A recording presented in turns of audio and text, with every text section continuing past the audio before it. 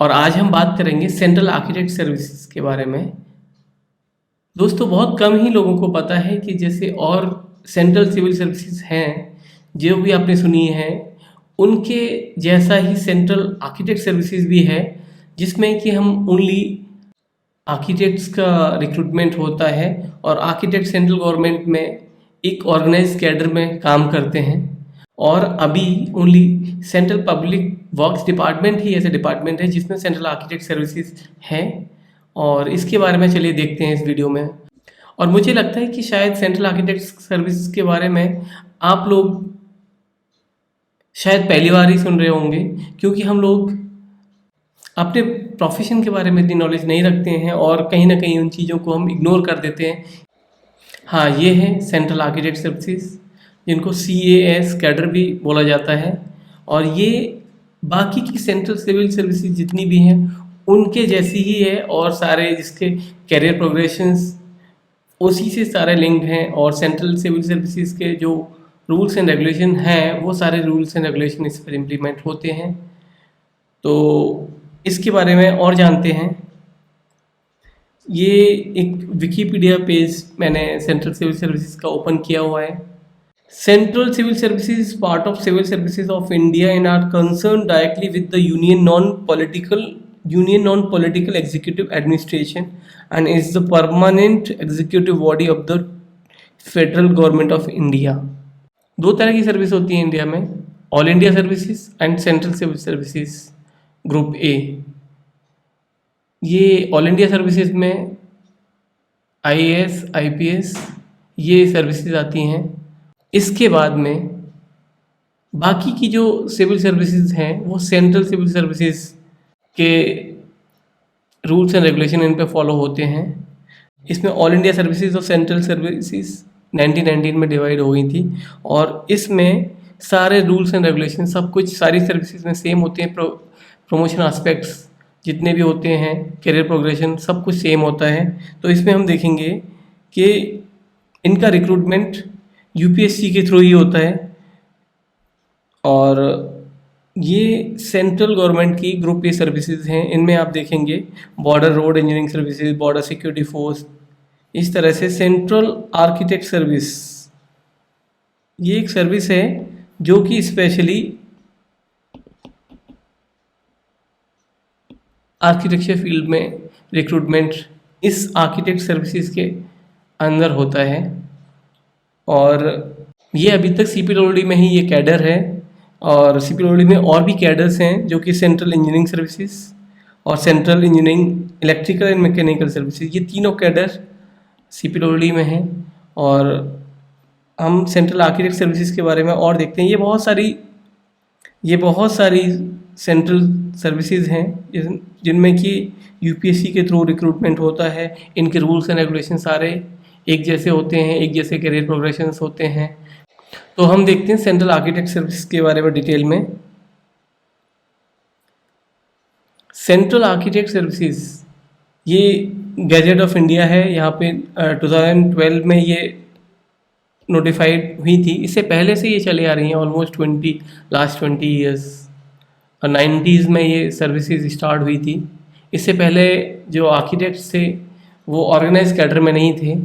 उसके बाद central architect services बनी और सारे रूल्स एंड रेगुलेशन इसमें बने हैं। और ये सारी पोस्ट गजेटेड पोस्ट होती हैं, क्योंकि गैजेट ऑफ इंडिया में पब्लिश्ड होते हैं। और सारे जो रिक्रूटमेंट होता है वो प्रेसिडेंट ऑफ इंडिया के सील के अंडर में होता है। जो भी रिक्रूटमेंट होता है वो UPSC के थ्रू होता है, और जितने भी रिक्रूटमेंट होते हैं उनकी एक लिस्ट बनती है। एक रैंक जो आपकी आती है उसी हिसाब से आपके सीनियरिटी में आप हमेशा के लिए अलाइन हो जाते हैं, और उसी के हिसाब से आपका करियर प्रोग्रेशन होता है। सेंट्रल गवर्नमेंट में या किसी भी गवर्नमेंट सर्विस में 2 साल का प्रोबेशन होता है, उसके बाद आप परमानेंट एम्प्लॉय हो जाते हैं। और इसके बाद आप देखेंगे सेंट्रल आर्किटेक्ट सर्विसेज में डिप्टी आर्किटेक्ट लेवल्स पे, जो कि ग्रुप ए ग्रेजुएटेड पोस्ट होती है, यहाँ से रिक्रूटमेंट होता है डिप्टी आर्किटेक्ट लेवल से। और इसके बाद एक एक करके विद टाइम फ्रेम ऊपर की तरफ प्रोग्रेशन होता है, जिसमें कि आप पहले फिर डिप्टी आर्किटेक्ट के बाद आर्किटेक्ट बनते हैं, आर्किटेक्ट से आर्किटेक्ट 7600 ग्रेड पे पर जाते हैं, ये आपके सैलरी ग्रेड पे हैं। और इसके बाद सीनियर आर्किटेक्ट बनते हैं, चीफ आर्किटेक्ट, एडीजी आर्किटेक्चर और एसडीजी आर्किटेक्चर। इस तरह से आपका करियर प्रोग्रेशन होता है। और ये सारी चीज़ें सेंट्रल सिविल सर्विसेज के बाकी के जितने भी सर्विसेज हैं उनके पैरेलली ही अलाइंड हैं। तो इनका जो प्रमोशन होते हैं, पहला प्रमोशन 4 या 5 साल में होता है, उसके बाद नेक्स्ट 5 ईयर्स में होता है, फिर 4 ईयर्स, इस तरह से सारा अलाइंड है। और इस तरह से ही सारी सिविल सर्विसेज में होता है। शेड्यूल 2 में मेथड ऑफ रिक्रूटमेंट, अब इन लेवल्स पे किस तरह से रिक्रूटमेंट होता है, तो इसमें आप देखेंगे ये है डिप्टी आर्किटेक्ट। डिप्टी आर्किटेक्ट का होता है बाय रिक्रूटमेंट थ्रू यूपीएससी। आपका सिलेक्शन होता है डिप्टी आर्किटेक्ट लेवल पे, candidate possessing the minimum educational qualification and age limit specified in schedule 3। Schedule 3 में आर्किटेक्ट के लिए मिनिमम जो क्वालिफिकेशन है सेंट्रल आर्किटेक्ट सर्विसेज के लिए यूपीएससी के थ्रू रिक्रूटमेंट होगा। Candidate for the deputy architect shall possess the degree in architecture. आपके पास बी आर्क की डिग्री होनी चाहिए, बी आर्क होना मस्ट है। और वही एक सिंगल क्राइटेरिया है, क्योंकि जितनी भी सिविल सर्विसेज हैं वहाँ पर बेंचमार्क बैचलर लेवल होता है। बैचलर चाहे बीए, एमबीबीएस, बीटेक, बीएससी, इस तरह के जो बैचलर्स, बी आर्क, इस तरह जो जितने भी बैचलर लेवल है वहाँ से सिविल सर्विसेज का एक बेंचमार्क होता है, वो आपको हमेशा क्वालिफाई करना ही पड़ेगा अगर आप सेंट्रल सिविल सर्विसेज में ग्रुप ए गजेटेड पोस्ट पर आना चाहते हैं। तो आपके पास सेंट्रल आर्किटेक्ट सर्विस के लिए डिग्री इन आर्किटेक्चर होना चाहिए और registered with council of architecture, architect act 1972। ये दो आपके ओनली बेसिक क्राइटेरिया हैं जो कि आपको मिनिमम क्वालिफिकेशन आपको लेनी है। उसके बाद ही सेंट्रल आर्किटेक्ट सर्विसेज में आप यूपीएससी के थ्रू रिक्रूट हो सकते हैं। अब आपके मन में आ रहा होगा कि असिस्टेंट आर्किटेक्ट किस तरह से, असिस्टेंट आर्किटेक्ट्स का उस सेंट्रल आर्किटेक्ट सर्विसेज में क्या रोल है, किस तरह से वो उनका इन्वॉल्वमेंट है। तो मैं आपको दिखाता हूँ कि सेंट्रल सिविल सर्विसेज में सारी चीज़ें प्री डिफाइंड हैं और प्री डिसाइडेड हैं। तो उसी हिसाब से आप देखेंगे कि जो basic group A gazetted post पर एंट्री करते हैं वो डिप्टी आर्किटेक्ट लेवल से करते हैं। और इसके अलावा यूपीएससी के थ्रू सीपीडब्ल्यूडी में दूसरा जो मोड है असिस्टेंट आर्किटेक्ट का, ग्रुप बी गजेटेड लेवल पे आपका 4800 ग्रेड पे पर आपका रिक्रूटमेंट होता है। और उसके बाद ऊपर वाला जो प्रमोशन है आर्किटेक्ट लेवल पे, वहाँ पर एक रेशियो प्री डिसाइडेड है, उसके हिसाब से आपका रिक्रूटमेंट होता है, जो कि अभी करंट में 3:1 का रेशियो है। जब भी अगला प्रमोशन होगा, चाहे वो डिप्टी आर्किटेक्ट रिक्रूट हुआ है या असिस्टेंट आर्किटेक्ट, उन दोनों का जो भी रिक्रूटमेंट के बाद में अगला प्रमोशन होगा वो आर्किटेक्ट लेवल पे होता है। दैट मीन्स यहाँ लेवल पे होता है, इस लेवल पे होता है, जिसमें कि डिप्टी आर्किटेक्ट ग्रुप ए और असिस्टेंट आर्किटेक्ट ग्रुप बी दोनों ही लोग आर्किटेक्ट बनते हैं लेवल 11। ये लेवल 10 में रिक्रूटमेंट होता है करंट 7th पे कमीशन के बाद में। लेवल 10 में डिप्टी आर्किटेक्ट का रिक्रूटमेंट होता है जो कि 5400 ग्रेड पे बोलते हैं। और असिस्टेंट आर्किटेक्ट का जो होता है रिक्रूटमेंट वो लेवल 8 में होता है, जो कि 4800 ग्रेड पे होता था 6 पे कमीशन का। तो अब दोनों का जो प्रमोशन होता है वो अल्टीमेटली आर्किटेक्ट लेवल पे लेवल 11 में होता है, जो कि 3:1 में होता है। 3 डिप्टी आर्किटेक्ट का प्रमोशन होगा, उसी के साथ में एक असिस्टेंट आर्किटेक्ट। मींस जितने भी टोटल आर्किटेक्ट की पोस्ट हैं जो अभी करंट में 94 हैं, 94 में से 71 पोस्ट पर डिप्टी आर्किटेक्ट का प्रमोशन होगा और 23 या 24 पर जो भी है वो असिस्टेंट आर्किटेक्ट का होगा। तो अल्टीमेटली दोनों ग्रुप ए गजेटेड यहाँ पे आके दोनों इक्वल हो जाते हैं। अगर आपका डिप्टी आर्किटेक्ट में हुआ है तो आप आर्किटेक्ट लेवल पे 4 या 5 साल में आपका प्रमोशन हो जाता है। वहीं आप अगर असिस्टेंट आर्किटेक्ट हैं तो वहाँ से 6 साल का प्रोसीजर है कि 6 साल के बाद आर्किटेक्ट में आप इस ग्रेड पे पहुँच जाएंगे। और इसके बाद में आपकी सीनियरिटी मर्ज हो जाएगी और आप एक सिंगल लीनियर प्रोग्रेशन आपका होगा।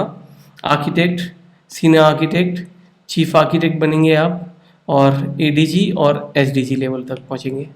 ये लगभग सेंट्रल सिविल सर्विसेज में इतने प्रोग्रेशंस, अगर आप गजेटेड पोस्ट पर, ग्रुप ई गजेटेड में आप डिप्टी एक्रेट लेवल पे आते हैं तो यहाँ तक लगभग सभी लोगों का प्रोग्रेशन यहाँ तक या यहाँ तक होता है। ये लगभग ऊपर जाके सैलरीज में ज़्यादा डिफरेंस नहीं होता है, ओनली जितना पोस्ट अवेलेबल होता है उसके हिसाब से प्रोग्रेशन होता है।